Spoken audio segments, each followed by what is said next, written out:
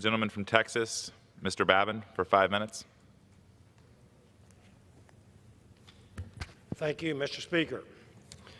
Former Vice President Joe Biden has been in the news a lot lately, along with the predictable narrative from the Washington know-it-all chorus and their mainstream media partners that he has a distinguished record and reputation as an expert on foreign policy.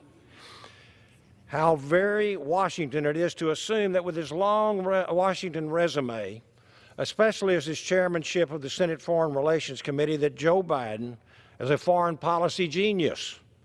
Nice guy that he is, let's look at the facts. Because America's future and national security depends on America's wise choice of our next president, I want to quote the great Charles Krauthammer. More accurately described Mr. Biden's record back in 2012, and I quote, "The vice president over the last 30 years holds the American record for being wrong on the most issues in foreign affairs ever."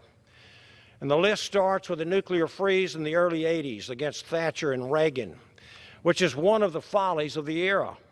He supported it. He was against aid to the Nicaraguan Contras, which in the end brought democracy and ended the Sandinista rule at the time.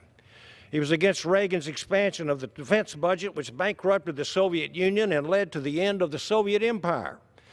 He was against Reagan on strategic defense, which is the big advantage which we have now in missile defense. And look at where he was on Iraq. He opposed the first Iraq war, the Gulf War that liberated Kuwait, that everyone agrees was a good thing. He supported the second Iraq war, which he, not I, say that it was a terrible mistake.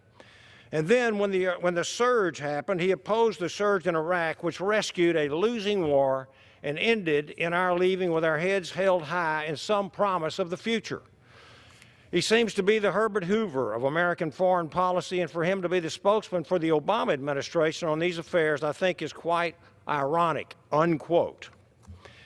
It's not just conservative commentators who can see through the illusion of Vice President Biden's foreign policy judgment. Robert Gates, former CIA director and defense secretary for Presidents George W. Bush and Barack Obama, had this to say about Biden in his book, Duty: Memoirs of a Secretary of War. "I think he has been wrong on nearly every major foreign policy and national security issue over the past 4 decades. I rarely, if ever, agree with Barack Obama, and I'm glad to see that our country is now back on the road to a strong foreign policy. But I will give President Obama credit for wisely disregarding Vice President Biden's counsel on arguably the greatest achievement of Obama's presidency, his authorization in 2011 of the raid on America's SEAL teams to kill Osama bin Laden. As Vice President Biden himself recalled to a group of Democrats in 2016, President Obama asked for a final recommendation from his national security team and asked, "Joe, what do you think?" His answer was, "Mr. President, my suggestion is don't go." Many agree that President Obama picked Biden as his vice president in 2008 to quell concerns about his youth and lack of experience in foreign affairs. But in retrospect, it has now become clear that the most useful role that he played was for Mr. Obama to take whatever he recommended and advise and conclude that it was probably the wrong approach.